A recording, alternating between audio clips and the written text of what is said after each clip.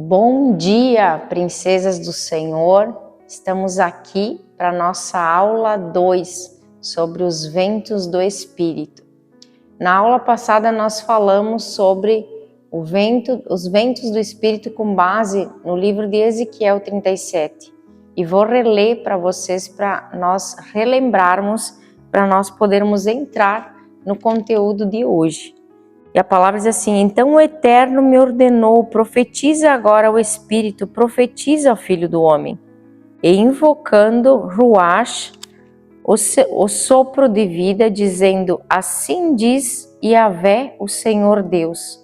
O Espírito vem dos 4 ventos e sopra sobre estes mortos, para que eles vivam. Hoje nós vamos falar sobre esses 4 ventos do Senhor. Ezequiel ele estava num vale de ossos secos, o Senhor o conduziu a andar por eles, ao redor deles, e quando ele se depara com aqueles ossos sequíssimos, aos olhos de Ezequiel não havia mais o que fazer. E o Senhor dá uma ordem a Ezequiel, o filho do homem, profetiza sobre esses ossos para que eles voltem a viver, para que eles tenham vida. E a palavra do Senhor diz que quando ele profetiza, e ordena que o Espírito venha dos 4 ventos, aqueles ossos começaram a se juntar, começou a grudar nervos, músculos, e aos poucos aqueles ossos que eram apenas ossos secos se levantaram e se tornaram um poderoso exército. Por que é que o Senhor falou a Ezequiel sobre um vale de ossos secos? A quem o Senhor se referia? O Senhor estava se referindo ao povo de Israel, a igreja do Senhor, que estava de certa forma apartada, longe do Senhor, e nós sem a presença do Senhor nos tornamos apenas ossos secos, sem vida, sem vitalidade, sem funcionamento no corpo. Mas quando o Espírito Santo vem, ele faz o quê? Ele coloca aqueles ossos de pé e coloca em movimento um exército que vai guerrear então pelo povo de Deus e pela obra e pelo reino do Senhor. Aleluia! Levar-nos a meditar nessa manhã é sobre o vento da provisão. E eu quero ler com vocês a passagem que está em Números 11:31, que diz assim: então soprou um vento do Senhor e trouxe codornizes do mar e as espalhou pelo arraial quase um dia de viagem de um lado para o outro. Ao redor do arraial, quase 2 côvados sobre a terra. Quando nós meditamos essa passagem, nós vamos entender que o povo estava no deserto, passando fome. O Senhor tirou eles do Egito, fez com que as roupas do corpo crescessem, que não faltasse pão, porque o Senhor todo dia mandava o maná, mas o povo nunca estava contente.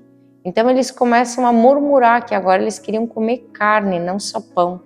E o Senhor manda um vento da provisão e derrama sobre eles, então, churrasco vindo do céu, codornizes.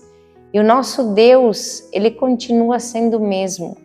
Toda vez que o povo clamava, o Senhor, ele mandava um vento de provisão. O Senhor nunca abandonou seu povo, seja no vale ou no deserto, aonde quer que eles estivessem, o Senhor estava com eles. O Senhor visitou Elias na caverna, o Senhor alimentou ele na beira do Querite. O Senhor cuidou dos servos, cuidou da viúva quando não tinha mais alimento e nem sustento para os seus filhos, multiplicou azeite. O Senhor, ele cuida, ele é o Deus da provisão. Ele jamais deixa os seus desamparados.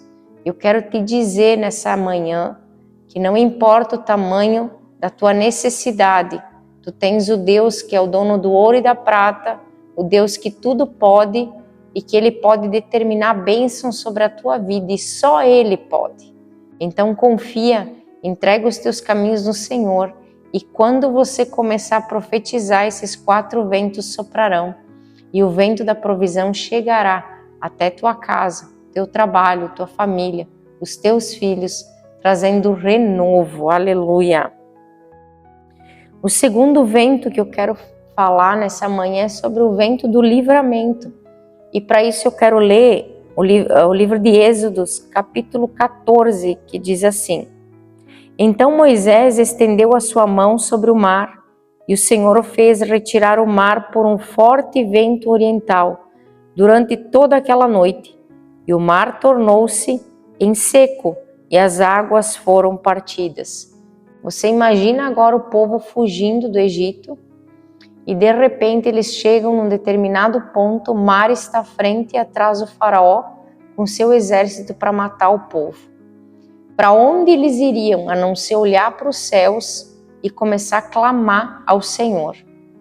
Então eles levantam os olhos para o alto e começam a clamar. E a palavra do Senhor diz: eu olho para o alto, da onde vem o meu socorro? O meu socorro está no Senhor que fez os céus e a terra. E a palavra do Senhor vai dizer que o Senhor soprou um vento do oriente e fez com que o mar se partisse ao meio para o povo passar com os pés enxutos até o outro lado do mar. E quando o exército de Faraó foi tentar fazer o mesmo, as águas se fecharam e eles foram submergidos naquelas águas. O que eu quero te dizer nessa manhã é que não importa o tamanho da luta, o tamanho do exército inimigo que está tentando te oprimir, o teu Deus é aquele que vai te dar o escape e livramento. O teu Deus é aquele que na hora certa vai abrir o mar, vai te fazer atravessar com os pés enxutos e você vai cantar o hino da vitória.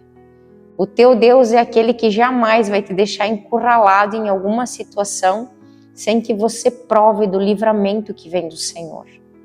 O Senhor, ele tem compromisso com os seus filhos. Ele jamais os abandona, jamais vai deixar morrer no deserto, jamais vai deixar padecer, jamais vai deixar sem uma saída. O teu Deus é aquele que abre caminho no meio do deserto e te faz andar por um caminho seco. Confia no Senhor, entrega a tua batalha na mão dele, porque ele é especialista em vencer toda e qualquer batalha. O nosso Deus é o Senhor dos exércitos, o grande eu sou. Ele tudo pode. Confia nele e entrega os teus caminhos a ele, e ele te dará livramento. O terceiro vento que eu quero falar nessa manhã é sobre o vento de posicionamento, que vai estar ali em Jonas 1,4, que diz assim: mas o Senhor enviou um forte vento no mar, e o mar se agitou, tornando-se uma grande tempestade, de tal maneira que os navios estavam prestes a se quebrar. Aqui nós vamos nos deparar com a história de Jonas, um profeta que foi enviado para pregar o arrependimento sobre a terra de Nínive. Nínive foi a terra onde existiam as pessoas que massacraram a família de Jonas. Mataram seus pais, suas irmãs. Então tu imagina o Senhor chamar eles assim: ó, Jonas, eu quero que tu vá lá para os assassinos da tua família e tu pregue para eles e diga que tem escape, tem livramento para eles e que se eles se arrependerem eu vou mudar a sorte deles, não vou destruir aquela cidade. E Jonas faz o quê? Eu não vou, Senhor. Eu vou pegar o barco para o outro lado e vou para Tarsis, mas eu não vou pregar para esse povo. E a palavra de Deus vai dizer que quando Jonas embarca no barco, onde o Senhor não havia determinado, veio um forte vento a ponto de colocar em risco todos os tripulantes. Eles começam a jogar bagagem para fora daquele barco, no intuito de fazer com que aquele barco se tornasse mais leve. Mas quanto mais eles remessavam coisas, mais o vento se enfurecia. Até que Jonas disse: ó, a causa dessa tempestade sou eu. Me lance ao mar e o vento vai se aquietar. E na verdade todo aquele que está fugindo do chamado do Senhor, da ordem de Deus, sabe que é rebelde. A gente tem a convicção quando estamos fora do propósito que nós estamos fora. E Jonas tinha essa convicção. E o mais interessante é que quando nós estamos passando por um momento de vento, de tempestade, o que nós queremos fazer? Jogar bagagem para fora. Então vamos jogar, arremessar as coisas para fora. Ah, o problema é fulano, vamos arremessar para fora. O problema é ciclano, vamos arremessar para fora. Nós começamos a achar culpados. É a bagagem que está dando o problema, que está fazendo o barco afundar. Nós queremos achar responsabilidade que não seja nossa, mas que seja de alguém, ou de alguma coisa, ou de algum lugar. Só que quando nós estamos fora do propósito, aonde quer que a gente vá, seremos motivo de trazer ventos e tempestades. Então eu quero dizer para você, assim como um dia eu fui Jonas, talvez eu esteja falando com algumas mulheres Jonas, volta para o teu propósito, volta para o lugar onde o Senhor te ordenou. Fique com os teus pés firmes no propósito de Deus, para que o vento se acalme e para que esse vento te posicione no lugar certo onde você deveria estar. A palavra de Deus vai dizer que quando Jonas é arremessado, um peixe vem, engole ele, e depois de 3 dias ali, quando Jonas se arrepende e diz, Senhor, eu estou pronto, eu vou pregar para esse povo, o peixe vai lá e faz o translado dele até o destino que Deus havia traçado para ele. Ele prega e aquele povo se arrepende e encontram graça diante de Deus. Então não deixe que o teu propósito morra, se desvie pela tua desobediência. Porque talvez você olhe para você, eu não quero o Senhor, mas existe um povo todo esperando você se posicionar para que eles conheçam a graça de Deus. Não retenha aquilo que Deus te entregou, porque aquilo que Deus te entregou é precioso e Deus ele não desperdiça unção e nem chamado. Se você foi chamado, obedeça e faça tudo aquilo que Deus colocar nas tuas mãos. Ensine o caminho aos perdidos da casa do Pai. Ensina o caminho para os órfãos da casa do Pai. Ensina que existe uma mesa preparada para eles, onde eles vão ter direito de ter família, ter um pai, uma mãe e ter muitos irmãos. Você lembra quando nós olhamos para a história do filho pródigo? O filho pródigo ele saiu da casa do pai em rebeldia porque ele achava que ele estava autossuficiente. Eu não preciso de ninguém, eu posso ir para onde eu quiser, me dar minha parte de herança, eu vou. Mas a palavra do Senhor diz que quando o filho pródigo ele teve que provar da imundícia, da sujeira, ele estava na casa do pai, onde ele tinha acesso a banquetes, mas aquilo não estava bom para ele. Então ele preferiu ir para o mundo, onde lá ele teve que dividir a comida com os porcos. Então quando o filho sai da casa do pai, desobedecendo, partindo para um destino que Deus não determinou, ele vai ter que provar da imundícia do mundo, do alimento que o mundo oferece, para que ele venha sentir saudades e volte à posição, ao lugar de calçar sapatos nos pés, que significa o fim da escravidão.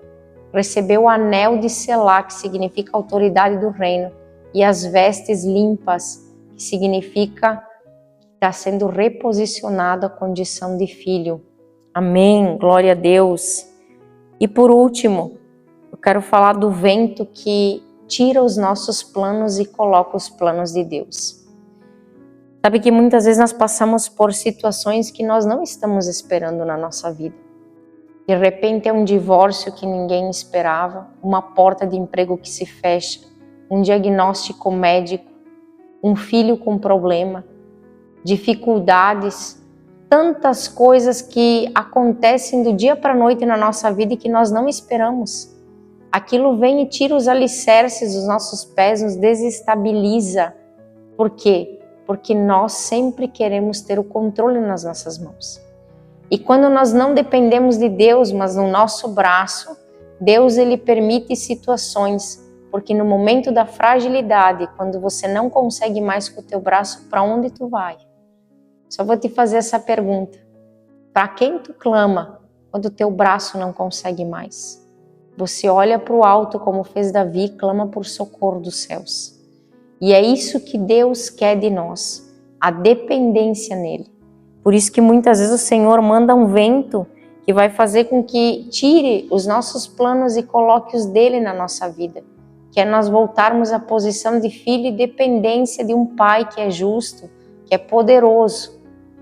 Esse vento que tira os nossos planos, ele é um vento que muitas vezes traz o avivamento que nós precisamos. Um vento que vai fazer nós reencontrarmos o poder do Espírito Santo, que nos restaura, que nos batiza, que nos levanta. A palavra de Deus diz em Ezequiel que o vento soprou e aqueles ossos se levantaram e tornaram um grande e poderoso exército. Nós precisamos, amados, saber que a nossa posição enquanto servos é nos posicionarmos, abrir a nossa boca e começar a liberar palavras, profetizar sobre aquilo que não tem vida. A tua boca, a tua palavra tem poder. Começa a profetizar.